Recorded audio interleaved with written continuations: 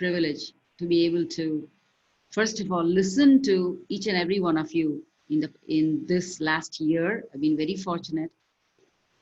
My aim is to take the dust at your lotus feet, and I mean it with all sincerity. And in that path of getting the bliss of Lord Krishna, which is always present at the lotus feet of his devotees only, nowhere else. In that path, if I'm given an opportunity to speak, it is only because Lord Krishna desires it through you all. So I thank you again and again, all obeisances. I will take just not too long a time today to talk about not just one of my favorite characters, but I think she is one of everybody's favorite characters.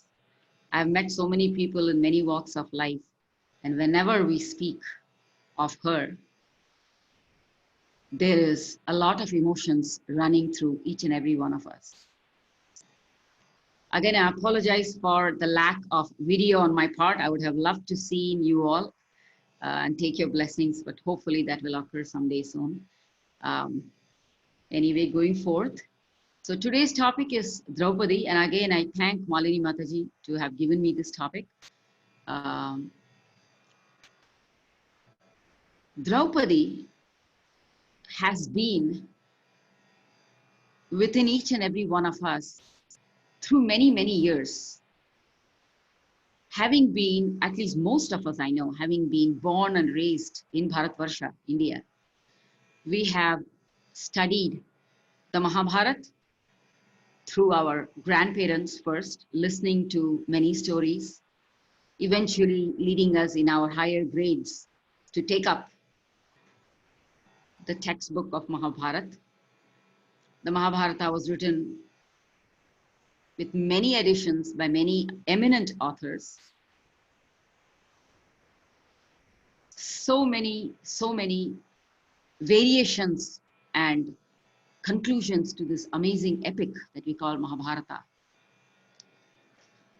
But for each and every one of us, there are many characters which we take with us throughout our lifetime.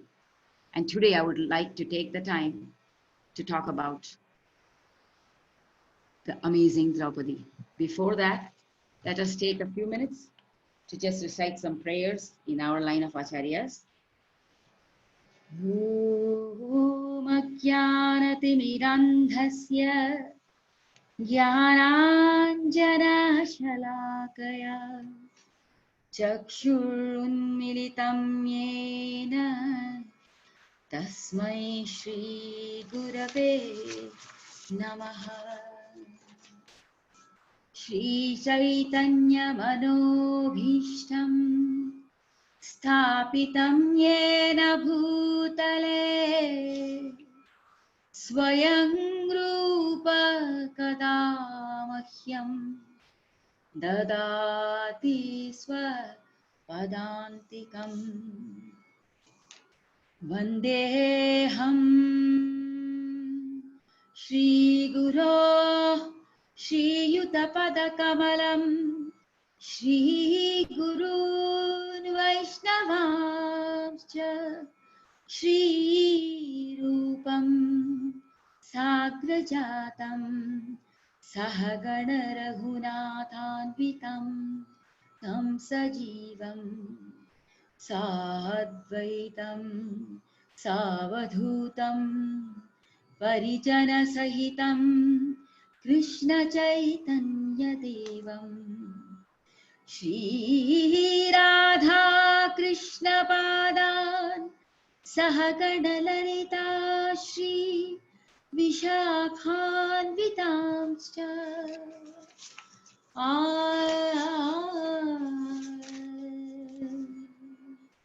Namah Om Vishnupadaya Krishna Prishthaya Bhutale Srimate Bhakti Vedanta Swami Niti Namine Namaste Saraswate Devi Gauravani Pracharine निर्विशेष शून्यवादी पाश्चात्य देशतारिणे नमां विष्णुपादाय कृष्णप्रेष्ठाय भूतले श्रीमते भक्तिचारु स्वामिनिति नामिने हरे कृष्णा कृष्ण कृष्ण हरे हरे हरे राम राम राम हरे हरे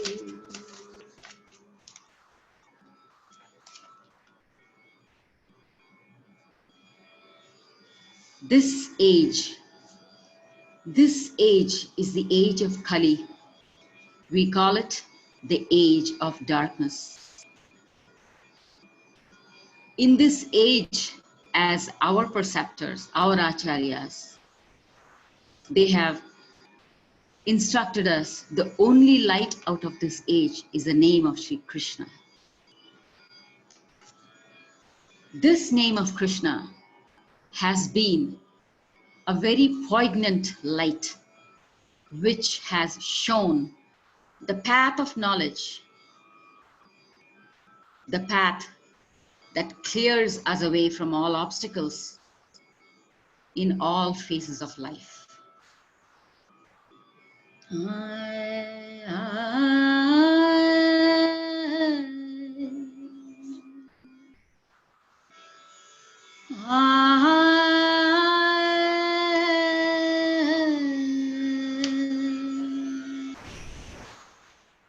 चेतो दर्पणमार्जनम् भवमहान् दावाग्नि निर्वापणम् श्रेयः कैरवचन्द्रिका वितरणम् विद्यावधूजीवनम्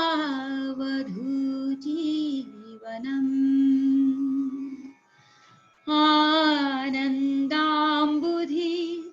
वर्धनम् प्रतिपदम् पूर्णामृतास्वादनम्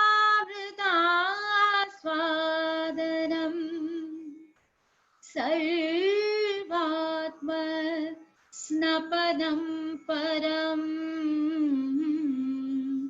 विजयते Shrikrishna संकीर्तनम् Shrikrishna संकीर्तनम्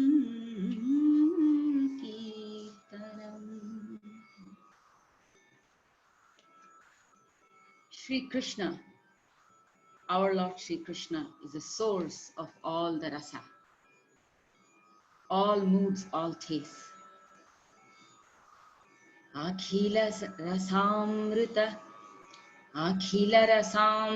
murtihi prasmara ruchirudha taraka palihi kalita shava lalito radha preyan vidhurjayati.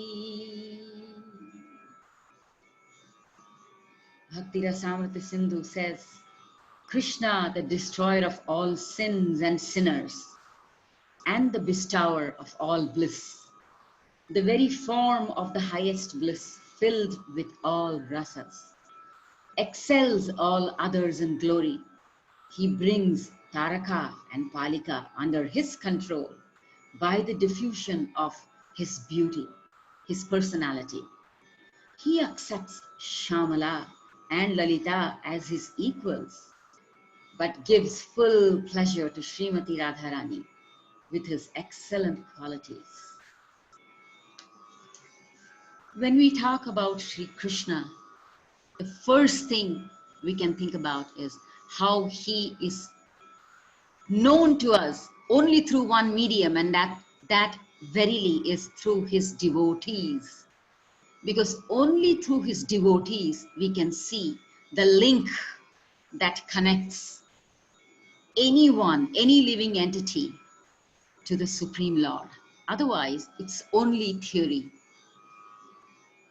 In theory, we know we can describe God. The Vedas describe God. The shlokas describe God. The Upanishads describe God. But we know him as the magnanimous one who is all powerful, one who is the cause of all causes, Anadi. Sarvakarana Karanam. He is inconceivable. When we say Apara Karunambudhe, one who is with utmost mercy, his mercy is unimaginable. Yet when we talk about his devotees, everything becomes clear for every single seeker, whether he or she is a devotee or not.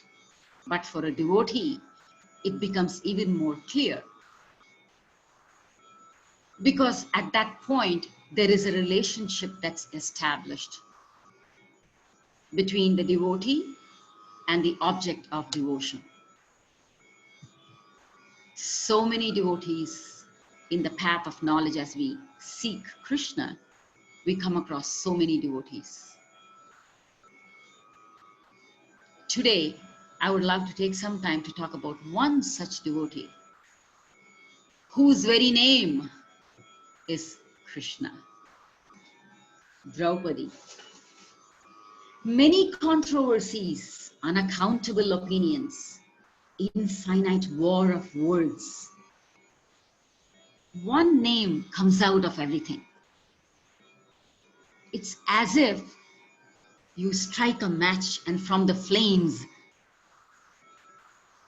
we see a form. We see a word. We see a name. It's actually Krishna.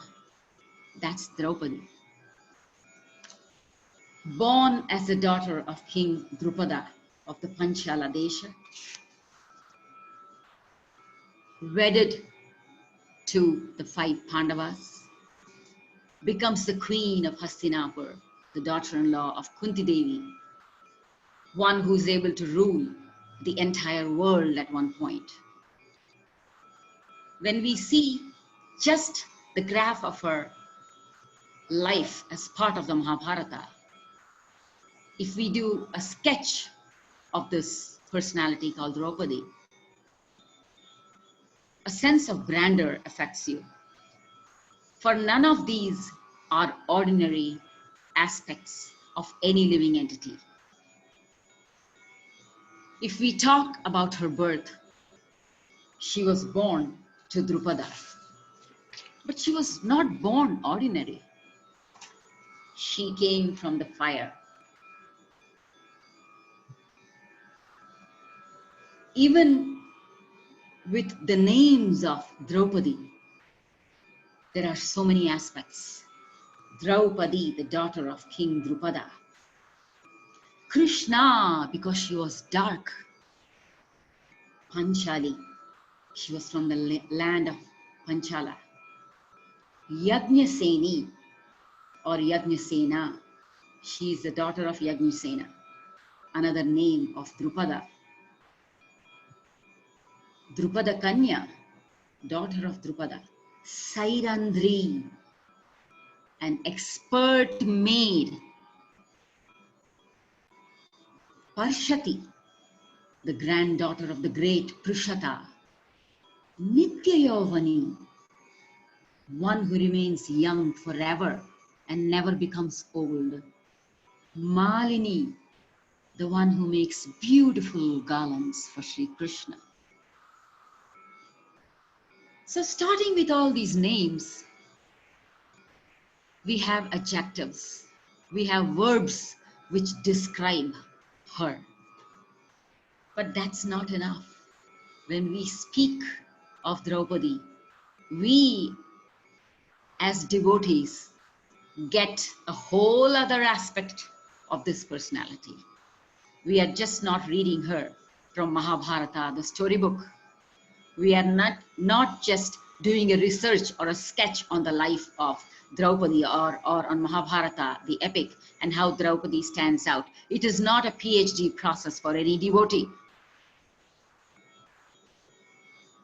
Draupadi stands out to each and every one of us because, and only because, she is an epitome of love and devotion to Lord Shri Krishna.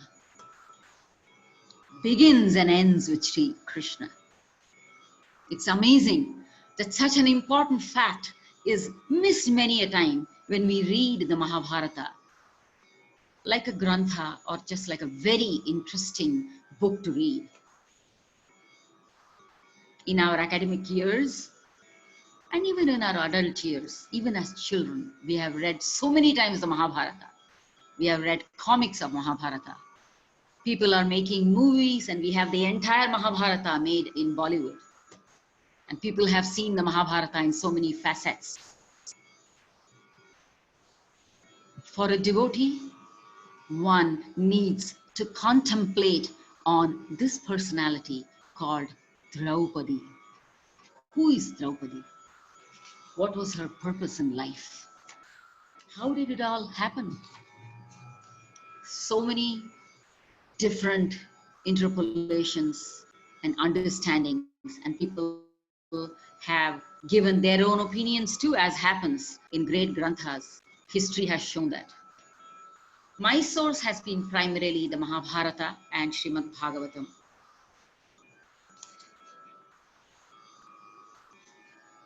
Her birth was divine. Incidentally, it's so interesting.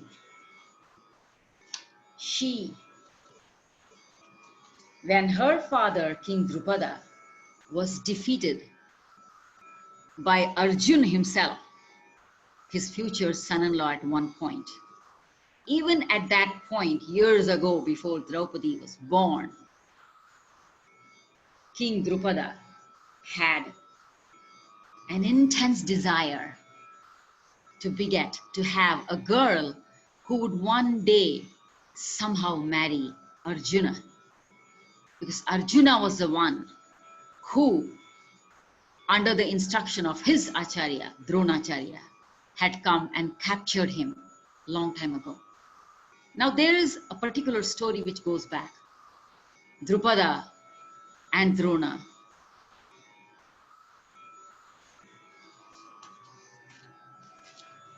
They were friends many years ago. At one point, King Drupada had promised a lot of wealth to Dronacharya. But when Drona becomes older and leaves his old school, grows up, he gets into samsaric life, marries Kripacharya's sister Kripi. So with his wife, they both have a son, Ashwathama, who at that point is a little boy. So to raise him, they need financial support. So Drona goes to Drupada, his old school friend, schoolmate, and says that, I hope you remember me, and I hope you remember your promise. You had promised to give me some wealth so that I can lead my life, family life. By then, the power of money and position, like most of the time how it goes to our heads, it's gone into the head of King Drupada, who denies the friendship of Dronacharya. And he sends Dronacharya away, insulting him and saying that there is no friendship left between a king and a sage. So when Arjuna becomes a great warrior in his growing up years at the tutelage of Dronacharya, he wants to give some dakshina for his guru. This is when his guru asks him to go and capture King Drupad. He asks many of his other students too, but none of them have the capacity to do that. Only Arjuna, without shirking even for a second, all by himself is able to go fight the amazing king, who is also known for his prowess as a soldier, as a fighter. and he brings Drupada bound in chains in front of his Acharya. This was a very powerful incident because not only does Drupada lose his wealth, what followed this was Dronacharya being a sage and being from the Kula of only seeking Paramatma. He returns back all the wealth of the king to the king. Because for him, it was just teaching a lesson, teaching the king a lesson that don't underestimate the power of a sage. That is why Arjuna was used to capture the king. This hurt King Drupada even more than anything else because he got back his kingdom too from the sage. But this rankled in his heart. We have to understand the age that we are dealing with, even at that point. Kali has not seeped in totally like today, but so many emotions, Vita, Raga, Bhaya, Krodha, everything is already there. Even though Sri Krishna is there, we see all the emotions, all the gunas raging high amongst even nobility. Drupada has never forgotten this insult, that he was thrown back his wealth. He was given his wealth back like a token. So it rankled in his mind, and he is always waiting to avenge this insult. And he wants to avenge this in such a way. One is to someday be able to kill Drona. And the other one, a very, very beautiful girl who will be able to marry Arjuna and make Arjuna an ally and the son-in-law of Drupada's kingdom. So this was his plan. So for this to take effect, he does a huge yajna, the Putra Kameshti yajna for this. From this yajna come the personalities Drishtadimna, or the brother of Draupadi, after which the flames burst forth, and from the flames come a very beautiful girl, one who is dark and blue, and she's so beautiful, the Devatas shower flowers. They are all taken aback by her beauty. Now what stands out though, amidst all the rejoicing and the splendor of the yajna, there is an ominous voice. There is an ominous Akashvani, literally from the skies, saying that this beautiful girl, this beautiful female is going to be the cause of destruction of many a Kshatriya. She, as beautiful as she is as dangerous as she is. This was literally spoken out. Of course, Drupada and everybody else are aghast and shaken. But that still doesn't take away the fact that such an amazingly beautiful girl is born as a princess now to the king of Panchala. Draupadi grows up. She is the most opulent princess for Drupada and shines as a princess. It is a very little known fact, as she's growing up in her kingdom as the beautiful princess, who's doted on by her parents, by her brother, and by everybody in the kingdom. She actually goes to school along with her brother. She's sent for formal education. So right away, the panorama of that age shows us something else. This is not the story about a princess who's born, who comes from the flames and eventually gets married to the Pandavas. No, in her youth, there is a huge segment, not known to many, that Draupadi is someone who was very well educated, very well cultured for her times.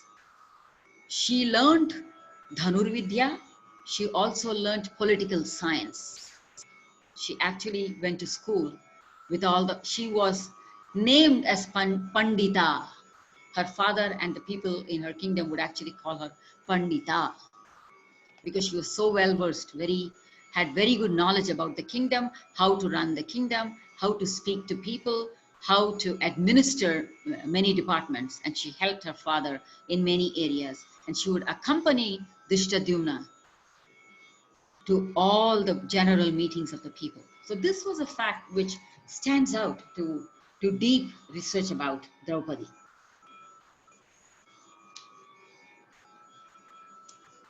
Draupadi's entire lifetime and her pastimes give us so many incidents which spur so many emotions in us. The main element in her life, being the princess of Panchala, being the most beautiful princess in the universe at that point, she was one soul who went through an entire gamut of terrible suffering, right from the beginning till the last minute she shed her body on this earth. This is the aspect which again brings me to my first statement. Her entire life shows us the darkness of life itself, yet there's an amazing light which accompanies her throughout, and that light is her devotion and total service to Krishna. But more important than that, when we talk about Krishna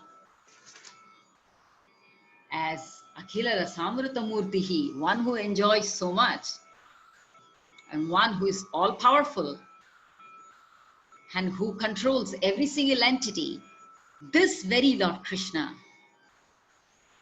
was very dearmost to Draupadi. They had such a tangible relationship throughout her life. This is what will spring out when we really learn about Draupadi.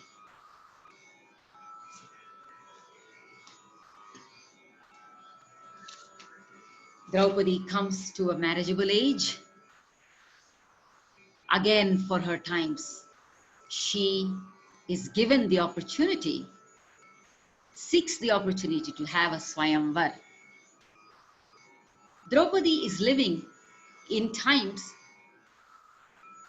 when polygamy was extremely common, when kings and sages, men literally ruled the diaspora of all actions. Such was a time when Draupadi was born and raised as a princess. But luckily for her, she was raised by a very liberal father.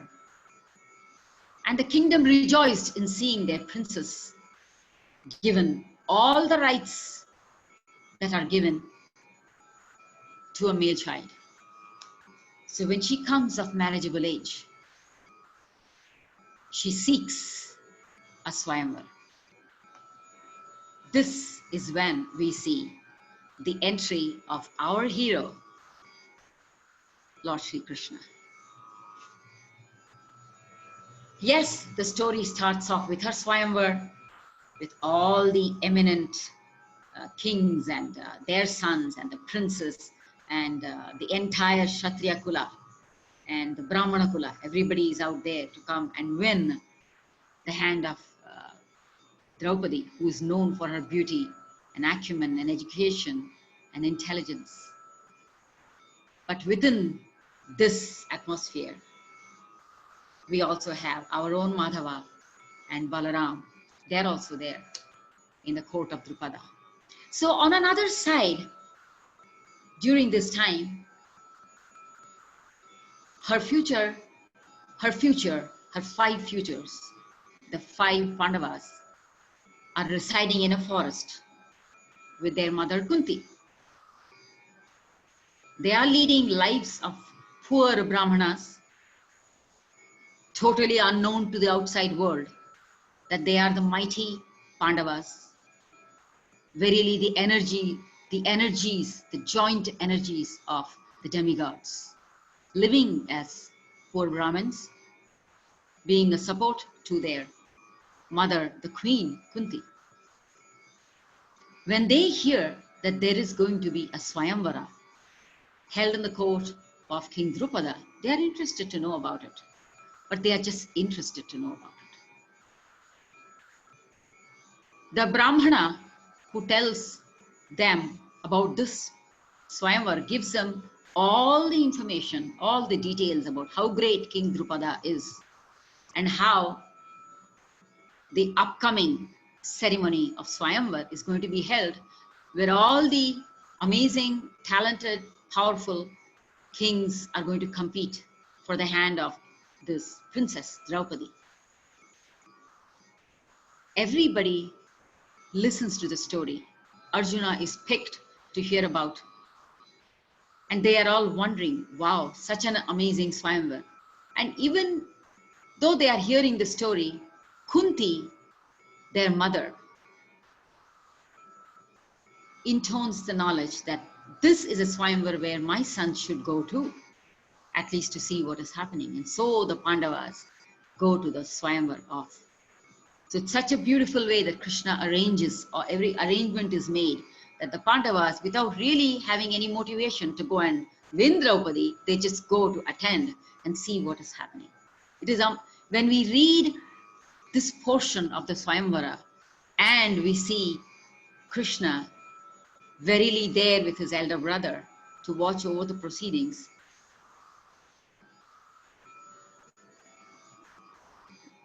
the underlying currents come out so beautifully. It is said in the Naradiya Purana and also the Vayu Purana, a little bit background about how Draupadi comes to how she is now. There are many stories about Draupadi. I won't even call it stories, but there are many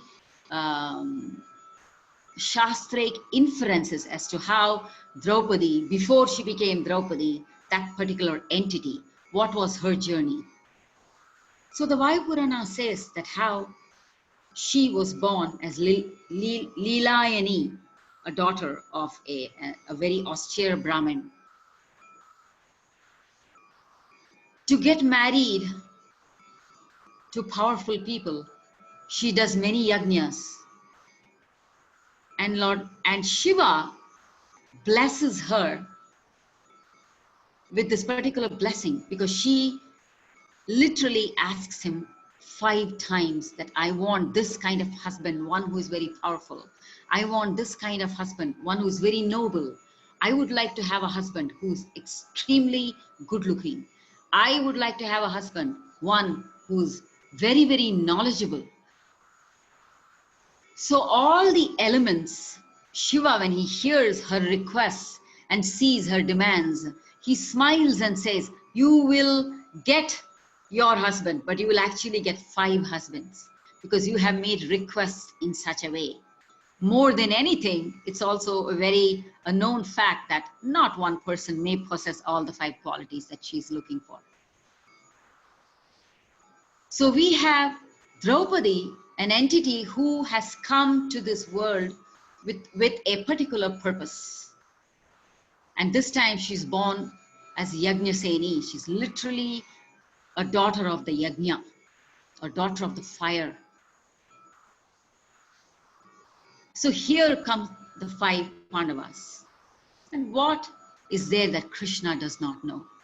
When Krishna sees the Pandavas, no one else recognizes them because they are in the garb of Brahmanas. They're sitting very, very sedately in a corner and watching the proceedings because within that Swayamvar, there are different cadres of seating. So the Pandavas are seated along with the rest of the Brahmanas. And when the challenge is given out, Krishna looks, his eyes first meet the eyes of Arjuna.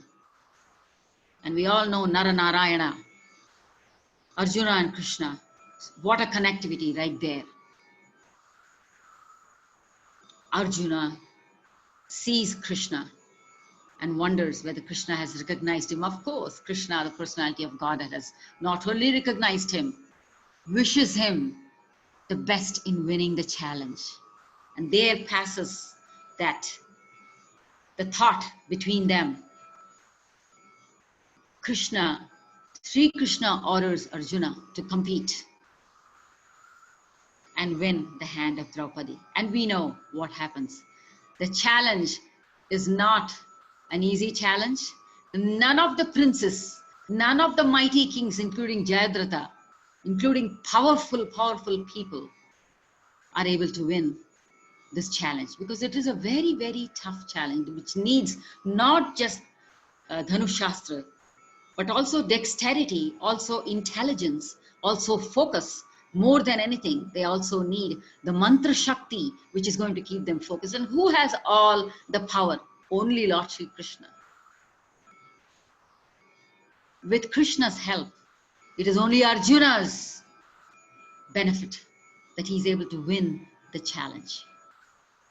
It is said, interestingly, and this is really interesting, Karna wants to compete in this challenge. Karna, who is as powerful as Arjuna, because he too comes from the same line. He too is the son of Queen Kunti, unknown to all. We sometimes can wonder what would have happened if Karna would have competed. But their destiny was not to be. Many call it destiny, we call it the will of Sri Krishna.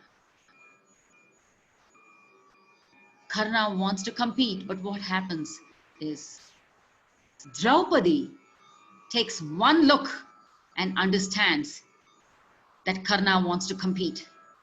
Right away, she says, no Sutaputra. I cannot marry a Sutaputra. Because in the eyes of the world, Karna is a Sutaputra. He is also called Radheya, the son of Radhe, the person who takes care of the chariot of Duryodhana. His father is a laborer. He was born and raised with a laborer's family. Because it is still unknown about his real identity as Kunti's firstborn. Of course, he is the chosen one by Duryodhana. He mingles in the court of Duryodhana. He is kept in high esteem. But to the world, he is a Sutaputra. And Draupadi coins in on that. Now one asks this question, I personally did. Why was Draupadi being so liberal for her times? Why was she so dogmatic about jati, caste? Simple answer.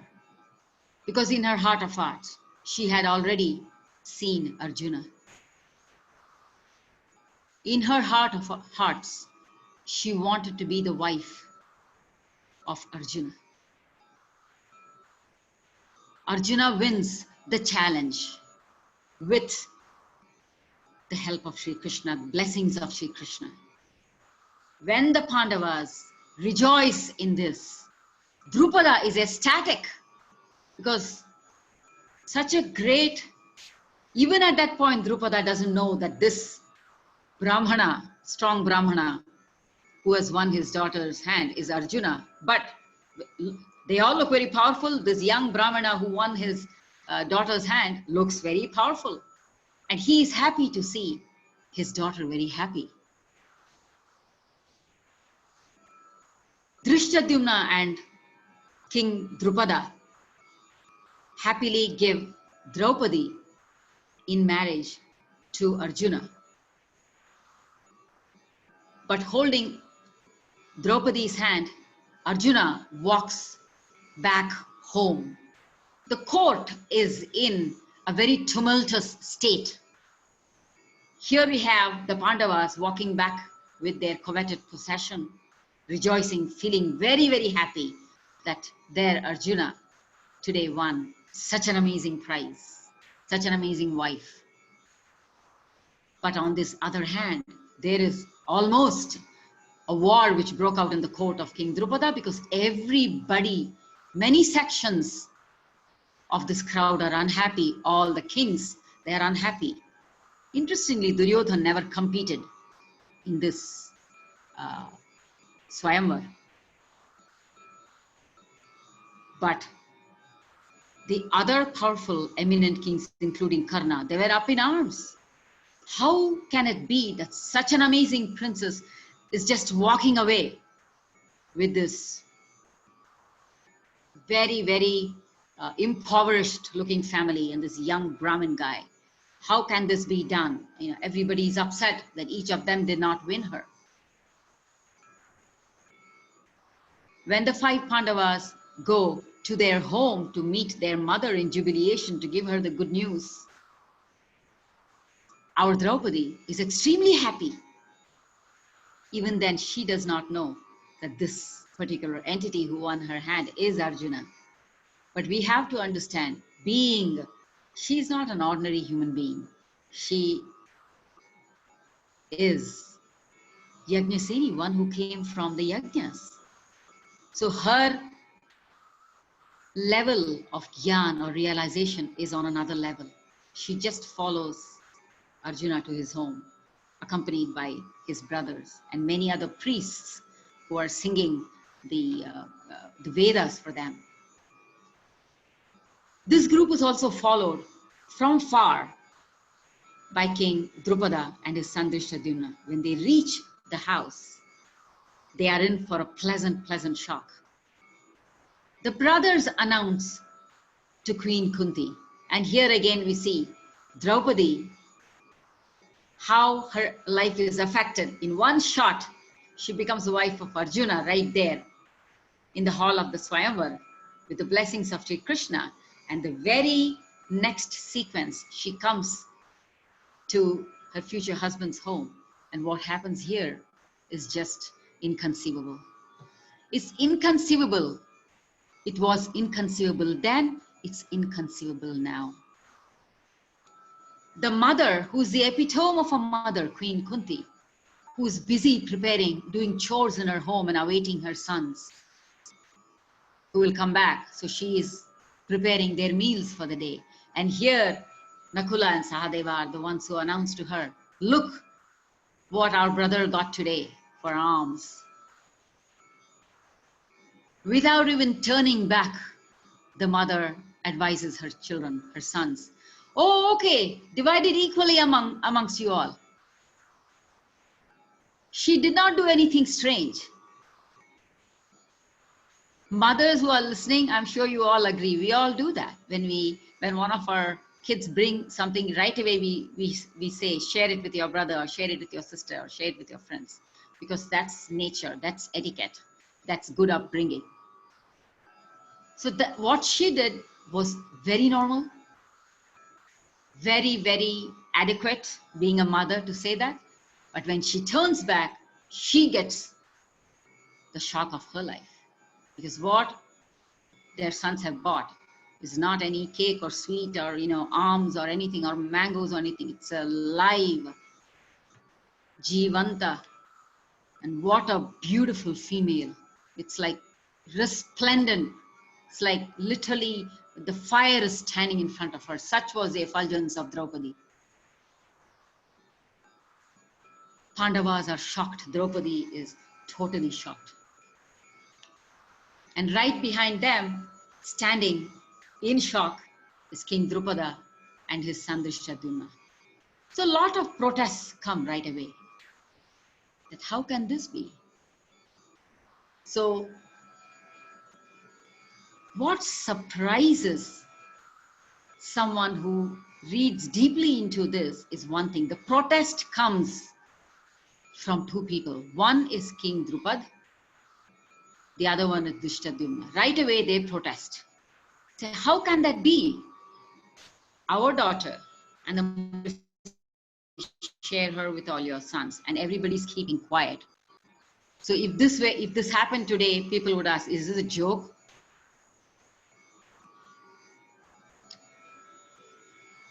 But the Pandavas, if there is anything common in each and every one of them, which is like an unseen thread which connects each of them mentally and physically, is their love and regard and total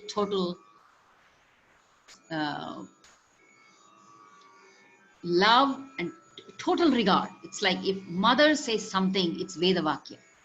You don't question it. You don't even think of questioning it. If a mother says it's actually dark when it is day, it is actually dark because mother says so. They are that kind of children. So they are stumped, yet they do not have the heart to protest it. Finally, Yudhishthira somehow tries to talk to Queen Kunti, who is again very silent because she doesn't know, her words have come out. And this is in those days when the words were vakyas, which were not uttered in vain. Again, there is a backdrop. Vyasa, said Vyasa, had already told Kunti that a daughter-in-law will come to you who will be married to all 5 of your sons. So this prediction comes back to her mind and she thinks about it right away at that point. She says, oh yes, Vyas had told me about this many years ago. Draupadi is married to 5 Pandavas.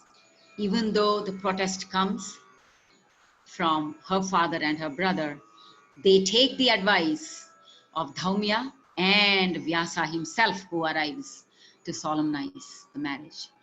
Vyasa instructs the Pandavas that this is what it is meant to be by the will of God.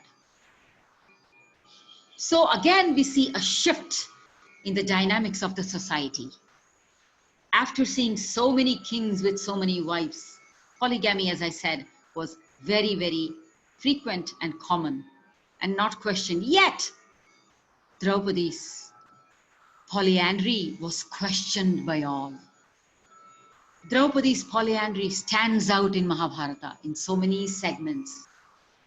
It is like everyone else can do it, but why Draupadi? We will come back to this particular aspect. It progresses with Draupadi's life. Marriage to Arjuna, then marriage to all the 5 Pandavas. It goes on that she has to live in the forest later on with her husbands and her mother-in-law. So there starts her life with her 5 husbands and Queen Kunti. Nothing was easy in this phase for Draupadi.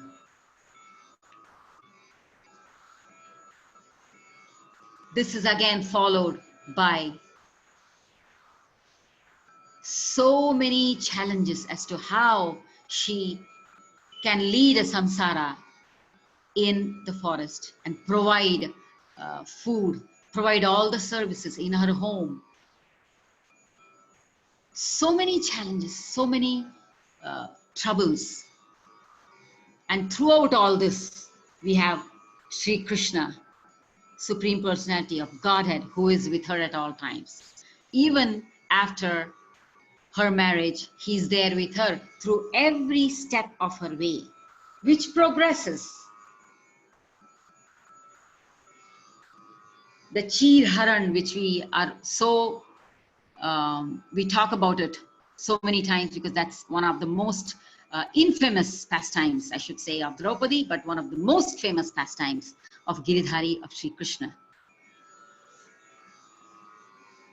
After which we see Draupadi reigning as a queen in Indraprastha, as a queen performing amazing yajnas with Yudhishthira as his primal queen.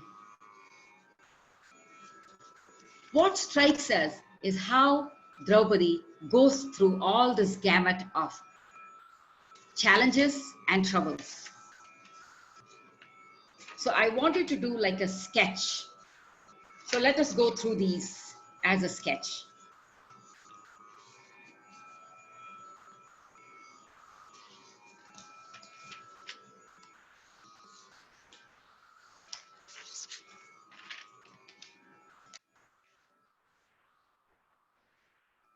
marriage to Arjuna and the 5 Pandavas. This is followed as a wife in the forest. Even in the forest, there is one particular incident which happens. Jayadratha, who is actually their brother-in-law, because Jayadratha, the powerful king, he has many thousand wives. One of his wife is Dushala, the sister of Duryodhana. Jayadratha too, like many people, is very enamored by the beauty of Draupadi. And when he finds her alone one day in the forest, he too tries to give her so much trouble, and in fact begs her to run away with him. When Bhima comes to know about this atrocious behavior, he is ready to kill Jayadratha.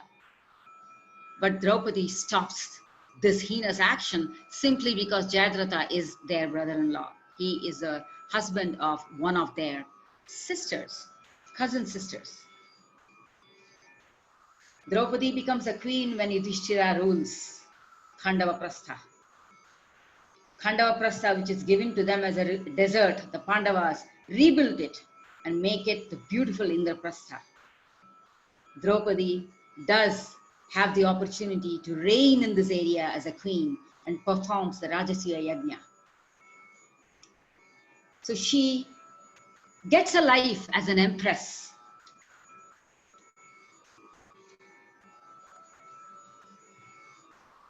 Then starts her amazing travail to be sentenced to this terrible time in the forest after her husbands lose the game of dice. The game of dice stands out again in the life of Draupadi. And we see how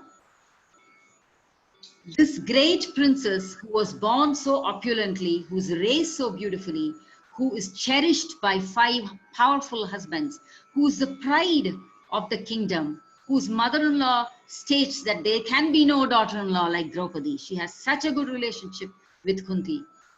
This amazing person who also considers Sri Krishna as her only friend.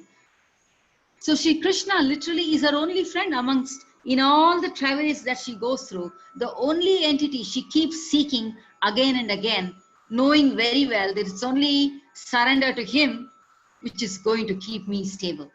Otherwise, it's only instability and dukkha. That she knows. So she is full of knowledge.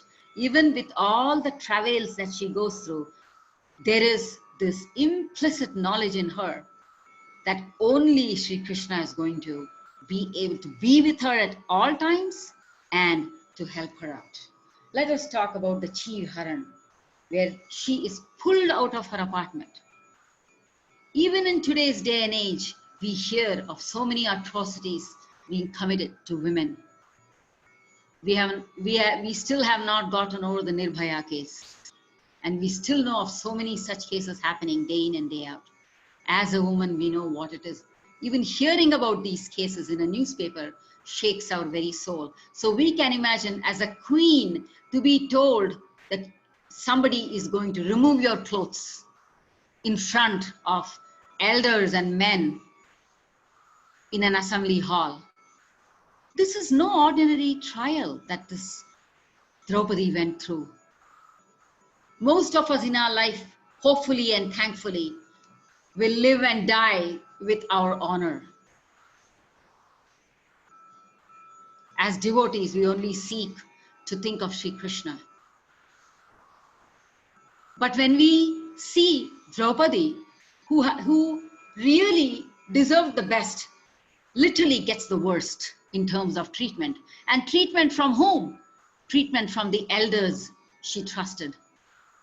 Treatment from the brave husbands she married. Treatment from the king, the queen, the eminent personalities, the old King Dhritarashtra, old Bhishma who was still there. Yet nobody comes to save her. Nobody even Forget saving her. Nobody even prevent that she was even called to go to the court amazes me. How can somebody ask the daughter-in-law of the house, the queen of the kingdom, to come out in her single cloth to come and stand in front? That is something which is something not unheard of, and not something that we can ever be used to, no matter which year it is, whether it's 2020 or 2030. Yet this happened so long ago. What culture was this? What age was this?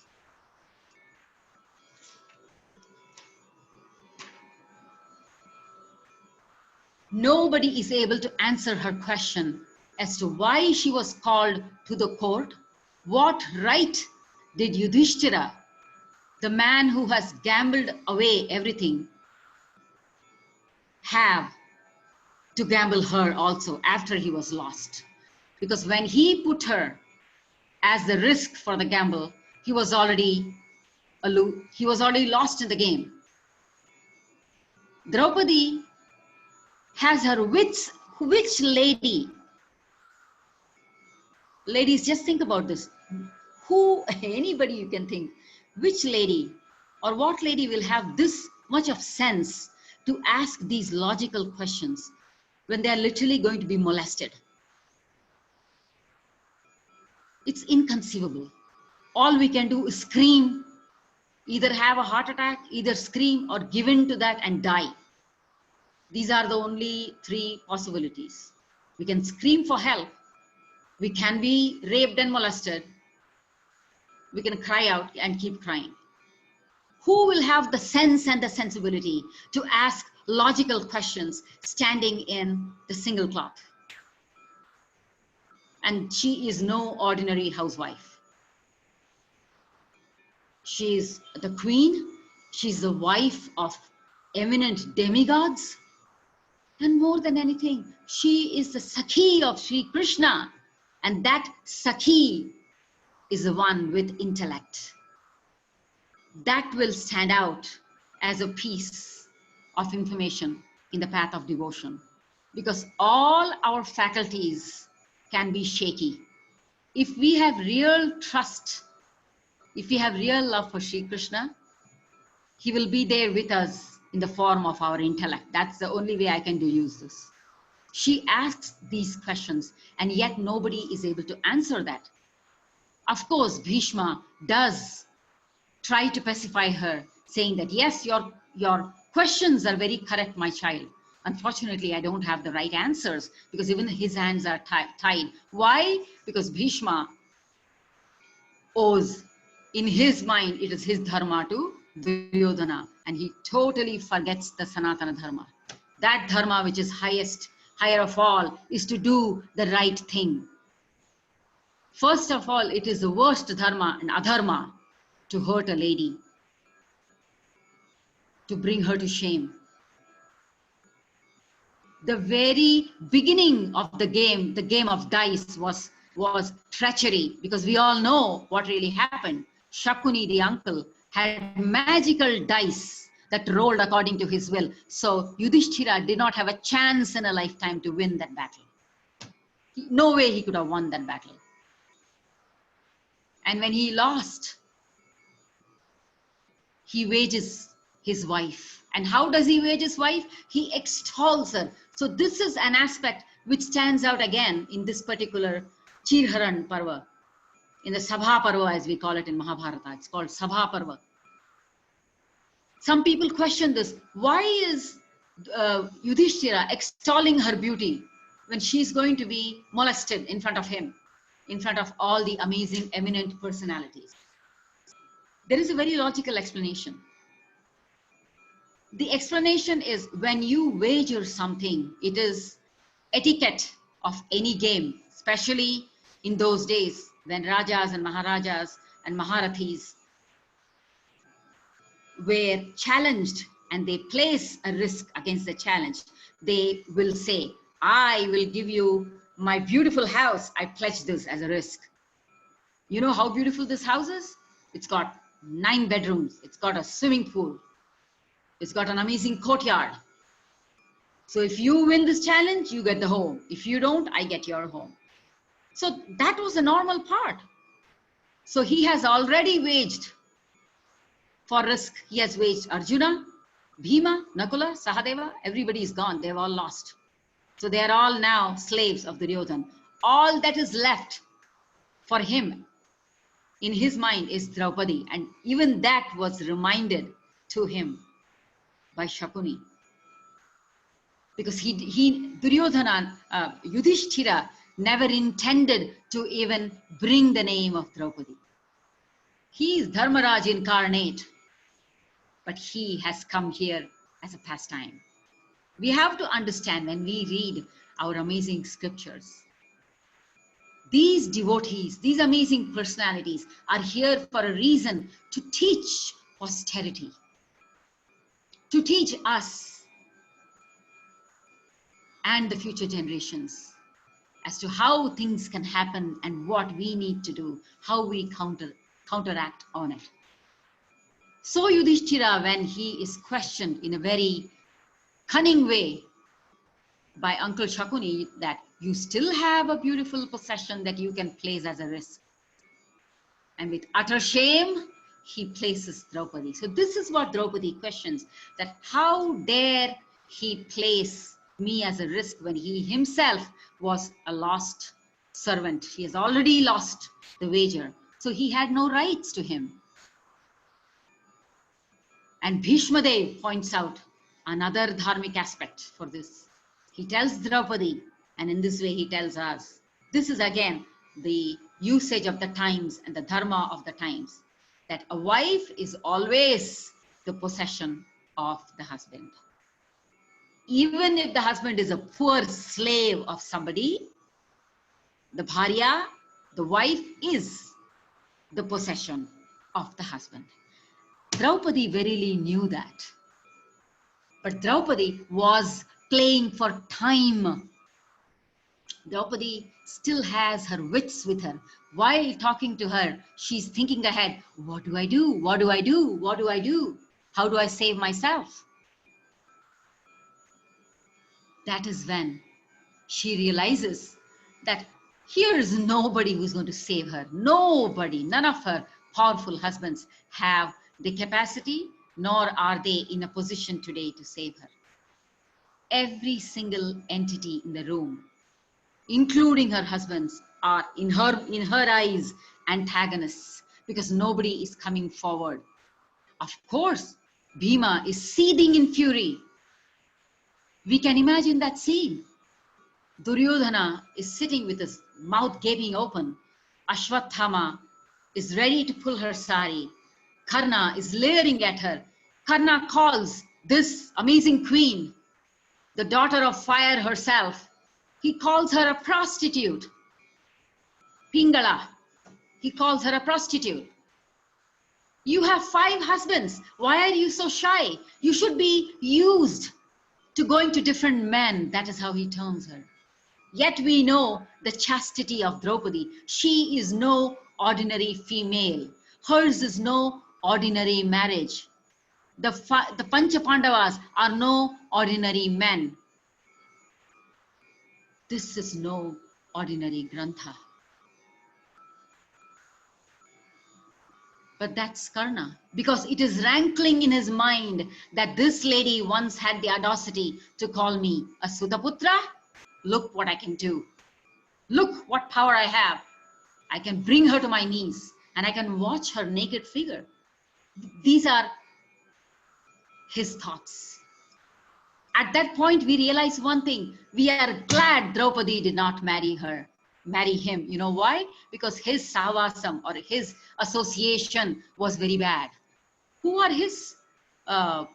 the people he's associating with? Duryodhana, Shakuni. These are people he's associating with. Thankfully, she never married him. Thankfully, God's design was different. So she prays to Lord Krishna. She knows that only Sri Krishna is going to be able to save her. She's a woman after all. So here we see another interesting feature in this particular segment, before showing all the signs of devotion. Devotion and despair go together. We will all agree here that when we are desperate, Sankata Bandare Venkataramana, it is true for each and every one of us. We somehow will avail our resources till the last minute. We will somehow hope and think that if I can do this, maybe I can get away from this audit. If I can do this, maybe I can avoid this treatment, or maybe cancer will escape me, and this time maybe I'll be fine. Maybe this blood test will come better and I'll be okay. If I just somehow manage to please my, my department head or something, I will do better. I mean, in every facet of life, we always conjure up so many situations that bring aham, I can do this. If I can do this, if I can do this, if I can swing it this way, I'll be able to. We can do nothing. Let's acknowledge this first. Every single success in our life is attributed only because Sri Krishna wills so. There is that famous shloka. Krishna Govinda He Rama Narayana Shripate Vasudeva Jita Srinidhe Achyutananda He Madhava Dhukshaja Dwaraka Nayaka Draupadi Rakshaka. The last minute has come. She removes her hand from her bosom. She's holding on to the part of the sari on her bosom. That is a chastity. That's what we are taught. We are all taught. The woman's chastity is the most important thing for us. And how we guard it? We get married. We try to live lives of mothers and sisters and daughter-in-laws. Chastity is what we prize till from the beginning of our lives till the end of our lives. And we think it is our chastity. It is my chastity. This incident shows not just Draupadi, it shows all of us. We have nothing. We do not have 1 second of our time that we can say that I can hold on to this, I can make it happen, I will do the right thing. Even when we know what is the right thing to do, we cannot do the right thing. That's when Sri Krishna helps her, and bales and bales and bales of saris come. And we know Chirharan, how it ends. She's saved by Sri Krishna. This was the lot of Draupadi. Even after all this, when they go to the king, Virata's kingdom, when the Pandavas have to live incognito, challenges don't end for Draupadi there. Draupadi is chased by this horrible person called Kichaka. Kichaka is the brother-in-law of King Virat. His sister is Sudeshana. This is the part which is very sad, because all the 5 Pandavas are disguised as different people so that they cannot be found out by the Kauravas. And Draupadi, sadly to say, has to become a maid. And this is when her name follows her, Sairandri. This is one of the names I literally abhor. I do not like this name for Draupadi. A devotee of Shri Krishna should not be named Sairandri, is what I say. But she had to become Sairandri, just like Arjun, the amazing Arjun, right in front of his wife Draupadi, had to become Brihannala. So Draupadi is chased within the halls by Kichaka, who wants to molest her. Even as Kichaka runs behind Draupadi, who falls at the feet of all her husbands, nobody can save her again. She faces this terrible, terrible ordeal. It is like her beauty has become her curse. Whither she goes, thither it follows. Throughout her life, On one end, we extol her beauty. On another end, just like that prophecy says, this beautiful maiden spells disaster, because where she goes, lot of strife, lot of anger follows. There are statements in the Mahabharata that the whole Yuddha was created because of Draupadi, even though that's not true. It is the power play between the Kauravas and the Pandavas, yes. But Draupadi emerges out as one of the major forces behind all these atrocious incidents. Even in the kingdom of Virata, she's saved by Bhim only because her intellect saves her again. Krishna advises her to speak of the 5 Gandharvas who are her husbands. The people of the kingdom of Virat believe her that she is the wife of 5 Gandharvas. So when Kishaka comes to molest her, she dupes him somehow. She pretends that she will meet him that night with a goblet of wine, and instead of herself going in to meet Kishaka, Bhima goes wearing a sari. I mean, look what kind of travails they have. Yes, ma'am. Hare Krishna, Mataji. Yes, Mataji. Okay.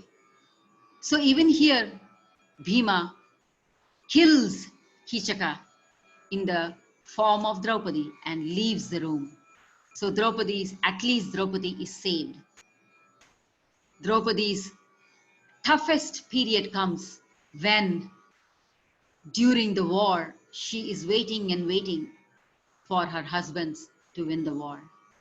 What happens when Ashwathama, even though the Pandavas win the war, Ashwathama somehow, with his powerful weapons, is able by dupe, by treachery, he kills all the 5 sons of Draupadi. Draupadi had 5 amazing sons from each of her Pandava husbands. They were called Upapandavas. They were powerful young men. She does not see them alive after the war because they are massacred by none other than Ashwathama. Draupadi's character is defined in this incident, according to me, because yes, we see how her woes and trials are redeemed when the Pandavas win the war.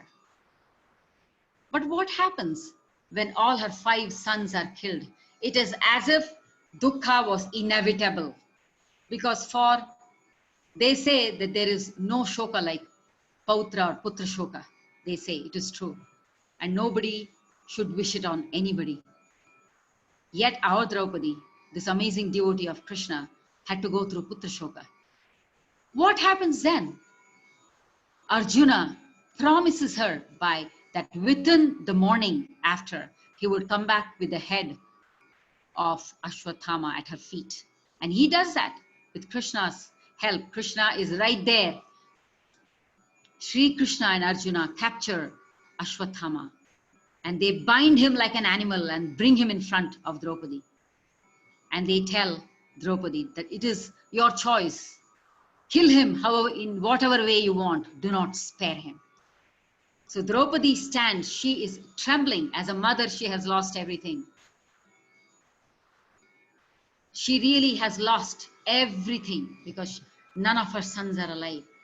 The very fact that nobody is going to call her Mate, that fact is staring at her fate. And here is a man who is the reason behind her suffering. He's standing in front of her, bound in chains.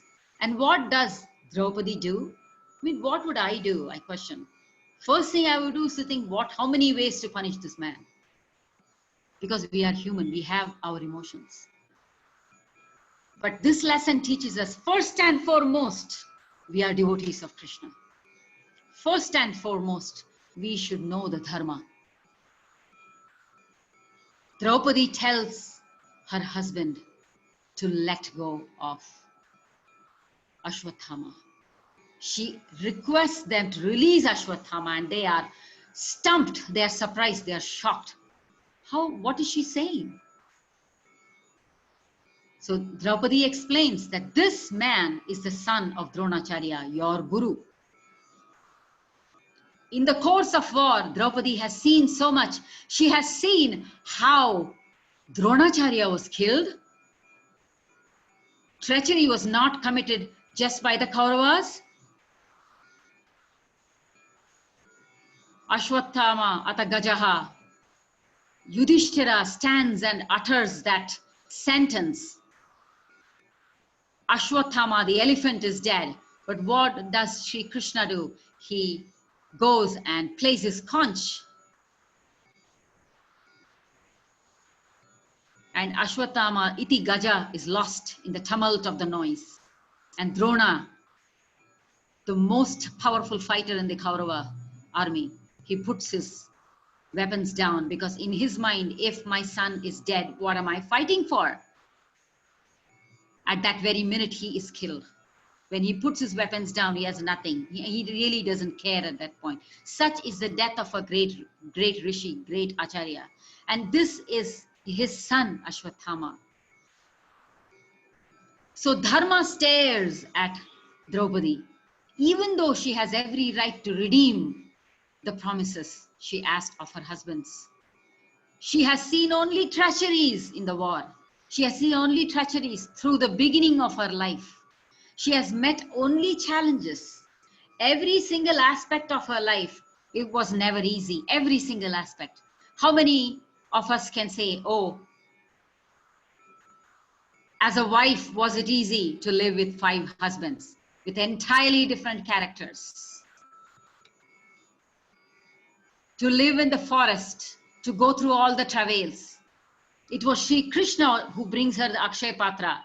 When Satyabhama and Krishna visit her, they give her the Akshay Patra, which saves the day for her. We know how that happens. So every segment of her life, there is suffering, challenges, amazing feats that she's able to meet, but only because of, with her wits on her and with her total belief in Sri Krishna.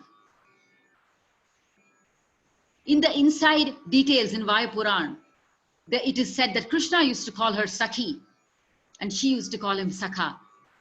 It is said in one of these, it is in Naradiya Puran, how close Krishna was to Draupadi. He would braid her hair for her. He was that close. So imagine what her position is in the frame of spiritual standing. She was no ordinary female. How many ordinary female get their hairs braided by the Lord, by the universal Lord? So she was beyond everybody in terms of intimacy with Sri Krishna. It is said once Rukmini and Subhadra were so much in awe of Draupadi because of her relationship with Krishna that they would wonder why does he love Draupadi so much? So one day in Draupadi's palace, when they come to visit her, they both ask Draupadi. So Draupadi smiles. This is there in Vaya Puran. Draupadi says, "O Sakhis, Krishna belongs to both of you equally. He is your spouse. But in my case, I belong to him. I am his toy. So whatever he does with me, it doesn't matter. That's why he calls me Sakhi." Hearing this, Rukmini and Satyabhama actually cry. That, in order of the frame of things of being a devotee, shows we as devotees should only learn this aspect from Draupadi, that whatever life throws at us, if we have done Sharanagati to Krishna, then it behooves us to behave like devotees. Saying that I have done Sharanagati and still thinking that I will be able to do something is not correct. The path of devotion, nobody claimed that the path of devotion is going to be easy. Nobody claims that. It is always hard. But it is that which gives us our final goal, is to be with Krishna and to serve him eternally. So Draupadi's life is a testimony, not just as a character in Mahabharata, but as a real, emerging, eminent personality who stays with us forever. No matter how modern the times get, the challenges are still the same. We still, as women, and when we advise our own daughters and daughter-in-laws and nieces and friends' children, when we lead groups, when we have workshops for young women, young ladies in our ISKCON movement, we have to give these facts about amazing people like Kunti and Draupadi. Our trust in Sri Krishna should be so complete that we are able to mitigate the challenges. How do we behave with our elders? We use our intellect, but not in arrogance. We use our anger, but in dharma.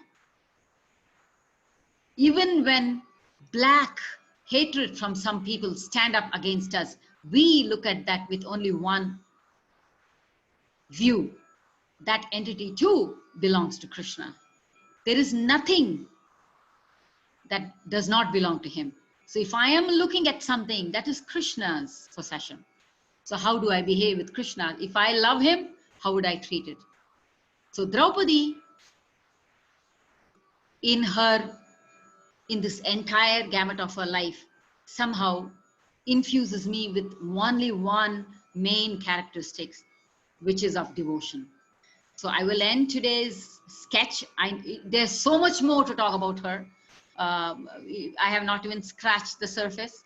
And so I'm sure all of you, maybe we should discuss, continue the discussion, keep the conversation going, as we say, and do more talking. I again would love to thank all of you. And I hope we can remember this amazing Vaishnavi called Draupadi with all her various names. But definitely the name Krishna, again, before I let go, there's a little takeaway. Krishna, because she was dark, people say, but to me, it again signifies she is, after all, so close to Krishna, our Krishna. And so being named Krishna just says, you know, that Viraha Katara, when we scream for Krishna, we will always remember Draupadi. Thank you very much. Hare Krishna. All obeisance to all of you.